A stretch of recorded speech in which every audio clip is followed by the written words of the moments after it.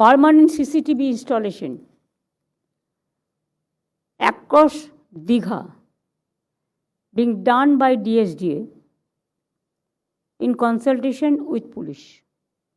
কিন্তু আমি মনে করি যেহেতু হাওড়া দিয়ে সবাই যাবে, প্ল্যাটফর্ম রেলওয়ে প্ল্যাটফর্ম থেকে শুরু করে আমি আশা করি ওদের সিসিটিভি আছে, তা সত্ত্বেও যদি আমাদের ব্যাকআপ করতে হয় আর কেউ যাতে কোনো প্রবলেম করে সিসিটিভি ভাঙতে না পারে এমন জায়গায় লাগানো হোক যাতে হাত না পায় বা ঢিল ছুঁড়ে মারতে না পারে।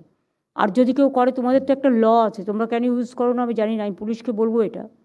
প্রপার্টি যদি কেউ নষ্ট করে, সরকারি প্রপার্টি হোক আর পার্সোনাল প্রপার্টি হোক, আমাদের তো একটা আইন পাস হয়েছে বিধানসভায়, সেটা আইনে পরিণত হয়েছে, কিন্তু প্রপার্টি যারা পোড়ায় বা ক্ষতি করে তোমরা সেই কেসটা তাদের সাথে ট্যাগ করো না।